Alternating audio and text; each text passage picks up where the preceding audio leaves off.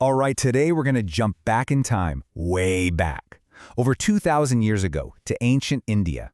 We're going to explore its first ever great empire, the Mauryan Empire. And let me tell you, it is a story of brutal conquest, a really profound transformation, and the legacy so powerful you can still see it today in the symbols of modern India. But let's start with a question. Have you ever really looked at the national emblem of India? You know, the one, those four incredible lions standing back to back? Well, their story doesn't start in 1947 with independence. Nope. It begins over 2,200 years ago, carved into stone. And by the end of this, you'll know exactly why that is. Okay, so to really get the Mauryas, you have to picture the Indian subcontinent in the 4th century BCE. Alexander the Great's armies had just stormed through the region and then pulled back, leaving this huge power vacuum. The whole land was just a patchwork of squabbling kingdoms, with the powerful but pretty unpopular Nanda dynasty on top. The stage was absolutely set for someone new to rise up and unite the whole thing. And boy, did they unite it. The Maurya Empire was the very first state to bring almost the entire subcontinent under one rule. We're talking about a territory that stretched from modern-day Afghanistan all the way to Bangladesh. At its height, that was about 5 million square kilometers. It was this massive, sprawling empire that created a single political identity out of countless different cultures for the very first time. So who were the architects behind this incredible achievement? Well, this empire wasn't built by just one man. It was forged by a legendary partnership, a combination of pure military muscle and absolute strategic genius that would completely reshape the subcontinent. So on one side, you have Chandragupta Maurya. He's the muscle, a young, incredibly ambitious commander who basically came out of nowhere to lead an army that toppled the mighty Nanda Empire. And then, on the other side, you have Chanakya, the mind. He was this brilliant scholar and political strategist who, the story goes, was insulted by the Nanda king and swore he'd get revenge.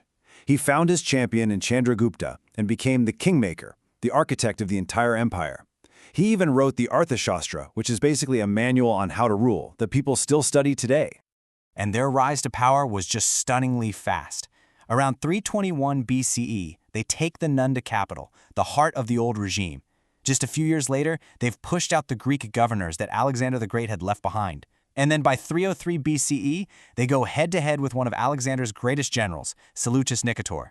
And they don't just beat him, they sign a peace treaty that secures their borders and even includes a royal marriage. In less than 20 years, they'd built an empire. Just incredible. Now the empire hits its absolute peak under Chandragupta's grandson, Ashoka. And at first, he was just as ambitious and ruthless as his granddad, pushing the empire's borders even further. But one single, brutal military campaign would change not only him, but the course of history forever. That campaign was the Kalinga War. You see, Kalinga, on India's eastern coast, was the last big kingdom holding out against Mauryan rule. Ashoka's victory was total, but the price was horrifying. Ancient sources tell us that 250,000 people, soldiers and civilians, lost their lives in that war. And when Ashoka walked through the battlefield and saw the devastation for himself, something inside him just broke. And what happened next was just unheard of. Instead of covering it up, Ashoka carved his confession, his deep regret, into stone pillars and rocks all across his empire for everyone to read. This quote right here is from one of those very edicts. Think about that. A conquering emperor publicly declaring his sorrow over the violence he caused.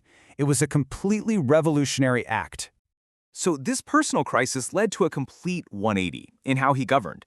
Ashoka gave up violent conquest and embraced Buddhism.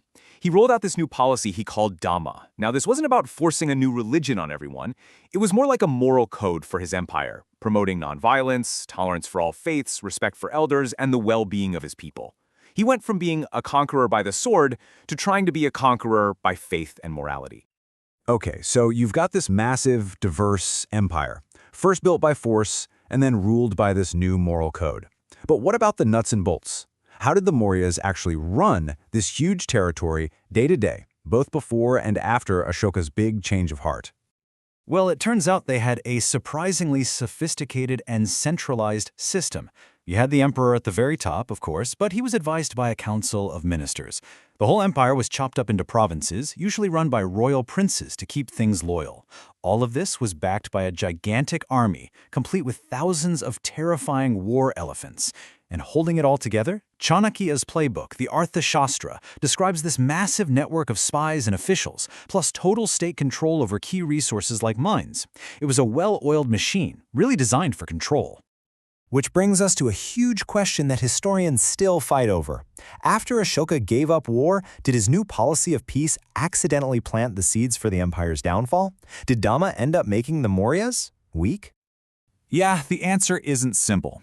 On one hand, some scholars argue that, yes, Ashoka's pacifism probably did soften the empire's military edge.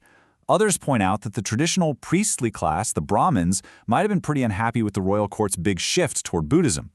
But on the other hand, most historians today think the reasons were way more practical. After Ashoka, his successors were just weaker leaders. The empire was probably just too big and too expensive to run effectively anymore. Plus, new powers were already popping up in the regions, ready to challenge them. So really, the decline was likely a perfect storm of all these things.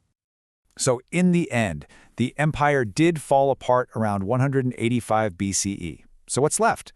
After all that fire and faith, what is the lasting legacy of the incredible Mauryan story?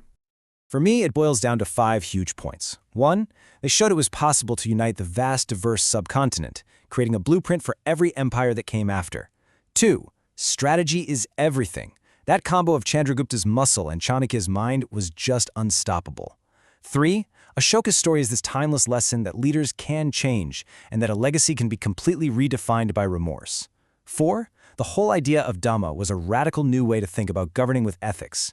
And finally, number 5, and maybe the most obvious one, they left behind symbols that have lasted for thousands of years. And this brings us right back to where we started. That lion capital that Ashoka put up at Sarnath, it's now the official national emblem of India.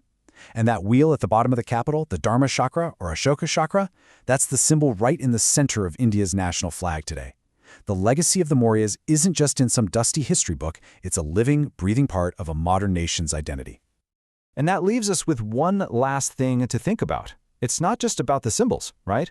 How does a vision for a tolerant, nonviolent, moral society from 2,200 years ago continue to echo and shape the ideals of the world's largest democracy? Now that is a legacy we're thinking about.